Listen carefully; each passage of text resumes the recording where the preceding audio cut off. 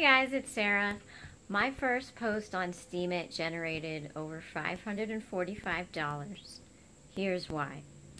So first of all, Chad told me about the site, and basically he said when you post things that people find valuable, they will upvote it, and whenever somebody upvotes it, you get money for that. So I thought, wow, that sounds great. I have a lot of content that I know is pretty good. And I know when you join a social media site, you're supposed to add friends and follow people and like their stuff and leave comments. Well, I didn't want to do any of that stuff. I wanted to see if people were going to like my story, which I linked to the story underneath. It's not a story, it's an article called 7 Things I Learned About Selling and Persuasion from the Girl Scouts. I didn't want people to just like it or upvote it or leave a comment because I did something to them using reciprocity. I wanted to see if it would have natural virality. I don't know if that's a word, but I wanted to see if it would go viral naturally and see what people thought. So after Chad told me that, I joined Steemit, and I had the article sitting in my Google Documents for almost 2 years now. I originally wrote the article, sent it to Derek Halpern from Social Triggers, and he actually called me and offered me an interview, which was really cool. So I knew the article was good.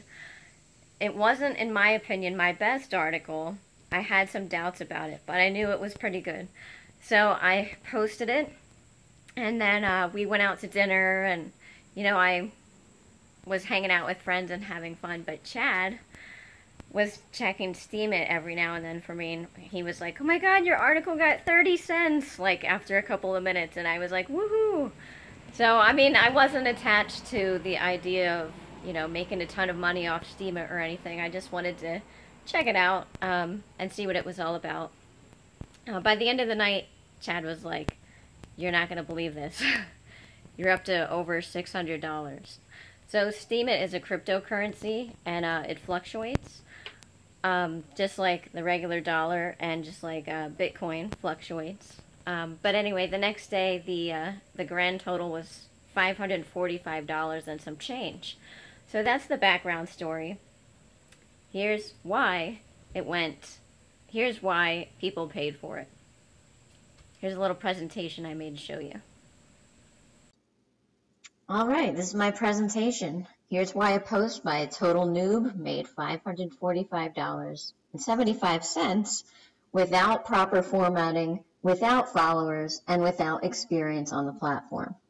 So my post was valuable. Here's why. Even though I didn't know how to use markup and the post wasn't formatted properly for Steemit, content is more important than design. So people found value in what I wrote because the post was over 11 pages long in my Google Documents. Now, it wasn't just long. If you write a long post, that doesn't guarantee that it's going to be valuable. It actually showed the reader how they could apply the tips I wrote about in their life so that they could sell and persuade in their own life. But more importantly, my post opened with a story. So when you open a post with a good story, it creates an information gap with curiosity, and people will actually want to keep reading so they can see how the story ends. Now, expert marketer Derek Halpern from Social Triggers says that while images and good headlines might grab attention, curiosity helps you to keep that attention. So readers were curious enough about what I was saying to keep reading, and I did this intentionally. Now, stories are the key to persuasion. Here's why. Which would you rather read? A boring article about research or an entertaining story demonstrating all the same key points that the researchers proved? I don't even have to ask. I know that. People love stories, and even before TV and gossip and all this, people gathered around campfires to tell stories. Stories convince and persuade like gangbusters. So here's an example from my personal life. Oops. Here's an example from my personal life. My nephew Brandon is one of the best storytellers that I know. He makes everyone laugh all the time, hysterically, until our stomachs are begging for mercy. Not surprisingly, he has won several awards for being the top salesperson at work. I also want to add, I'm sure he shows his customers a whole lot of value. So, back that up. I didn't just give people unwanted advice. I backed up each sales tip and point with cited research from my decades of studying consumer buyer psychology, so people could see that I was legit and not just, making shit up. Next point, shock value. Nobody expects to see sales and persuasion hacks from the Girl Scouts, so my story and tips were outrageously unexpected and made people curious. Curious people will move mountains and even read super long articles to satisfy their curiosity. Like I said in the beginning of the post, it creates an information gap.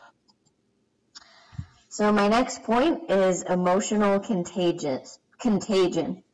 Like I said in my article, studies show that strong emotions are actually contagious. The real name for this is called emotional contagion. So basically, what this means in English is I was very excited when I wrote the article. Even though I wrote it 2 years ago, this is a topic that I love, and people who read my words could literally feel my excitement. This sounds really woo-woo and, bullshit, but studies back it up. It's true, and I will cite them under this video as well. So, without further ado, here's a little review of the 5 hacks I just talked about. So you don't want to give advice, instead you want to show people how they can benefit. Use good stories to pull readers in and open up an information gap. Back up your tips with real research and do the unexpected. So, people will expect to see sales tips from, entrepreneurs and other famous people. They were not expecting to see sales tips and persuasion hacks from the Girl Scouts. And last but not least, be excited about what you share. Hope you enjoyed this video, and if you have any questions or comments, leave a comment under this. Thanks. Bye.